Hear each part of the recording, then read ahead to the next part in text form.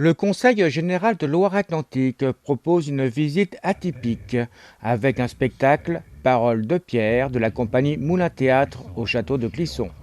Une visite hors norme où les pierres racontent leur histoire. Voilà la première sculpture que j'aimerais vous présenter. C'est un modillon qui provient de l'église de Saint-Jouin-de-Marne dans les Deux-Sèvres.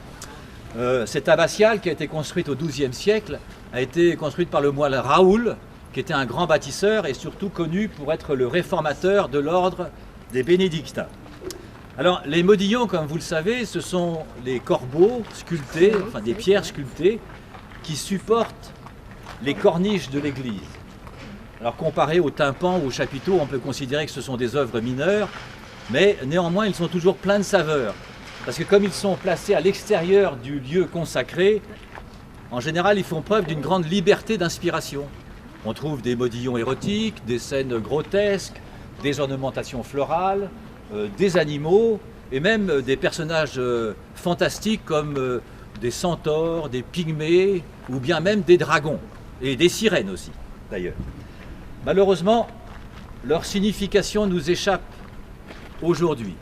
Peut-être tous ces personnages sont purement ornementaux ou bien peut-être qu'ils portent un sens symbolique dont nous avons aujourd'hui perdu la clé. Avec leur regard porté sur le monde extérieur à l'Église, ils nous observent. Ils sont en quelque sorte les témoins silencieux d'hier et d'aujourd'hui. Le singe c'est un personnage qui se retrouve très fréquemment dans le bestiaire roman. On trouve des singes siffleurs, des singes de foire, aussi des singes qui se grattent les puces. J'ai eu peur. On suppose généralement qu'ils représentent le démon. Ne dit-on pas que Satan est le singe de Dieu, ou bien qu'il nous paie en monnaie de singe? Enfin, on peut donc penser qu'il est une image de la vanité, de la tromperie, de la bouffonnerie et de l'indécence, à cause de son comportement fantasque et lubrique. Enfin, comme je vous l'ai dit tout à l'heure, l'interprétation reste délicate. Toi, par contre, tu n'es pas très délicat. Non mais dites que j'entends des voix, que je suis en train de perdre la boule. Voilà enfin une réflexion qui laisse supposer un soupçon de bon sens. Ben, tout ce que j'ai dit n'a pas de sens peut-être? Aussi. Mais un seul petit homme, un seul sens, une seule couleur, un peu court pour percer le secret de la vie.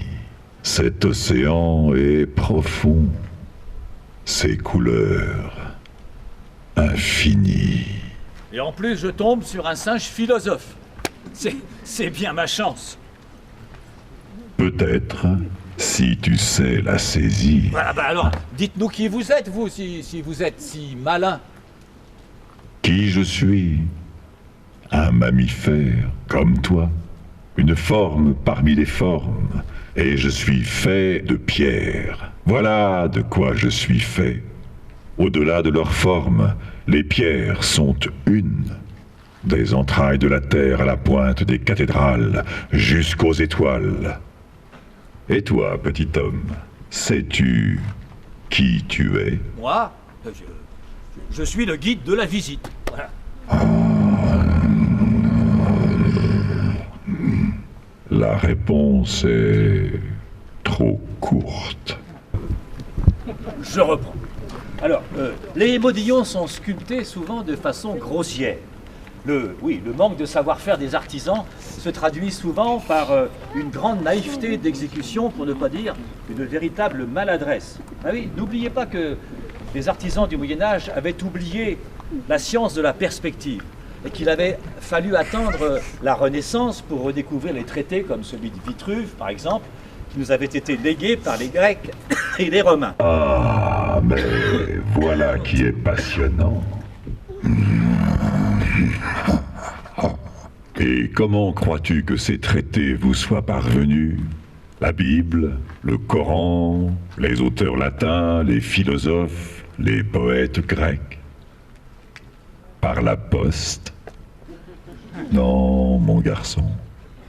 Ils ont été recopiés sur des parchemins, mot après mot, ligne après ligne. Recopier, mais attendez, c'est facile, les moines, les copistes n'y comprenaient certainement plus rien du tout. Tu connais Notre-Dame de Paris, la cathédrale de Chartres?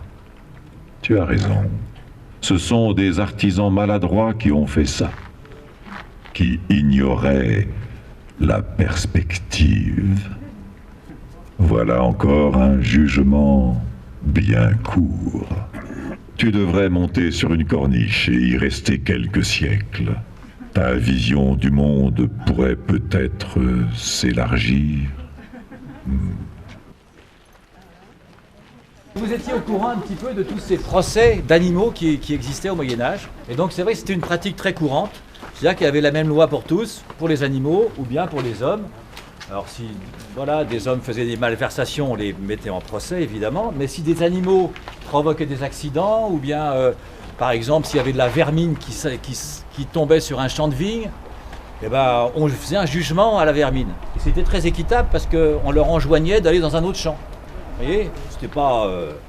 Et d'ailleurs il y a eu un procès qui a été très célèbre dans le Jura, près de Dole, c'était à Montigny-les-Dôles, et donc il y avait un curé qui avait donc son presbytère, et puis il avait un jardin de curé qui était très grand et dans lequel poussaient des légumes extraordinaires, hein, vraiment des trucs. Il y avait des arbres fruitiers, il y avait des poireaux, il y avait des salades, il y avait des carottes. Et comme quoi, ils n'avaient pas beaucoup d'informations, mais ils mangeaient déjà 5 fruits et légumes par jour. Et donc, le curé pratiquait évidemment la charité chrétienne, c'était son métier. Et donc, il invitait les commères du village à venir l'aider à cultiver. Et bien sûr, il partageait un petit peu avec elle. Donc, tout allait bien, c'était formidable. Et simplement, à un moment, il y a les cloches qui se sont mises à sonner. Non, c'est pas ça. À un moment... Il y a eu un scandale dans ce petit jardin, c'est dans ce grand jardin. C'est-à-dire que la terre a commencé à se soulever partout. Il y avait alors ça soulevait les plants de carottes, ça soulevait les semis, etc. En fait, il y avait une taupe qui s'était introduite et qui commençait à ravager tout.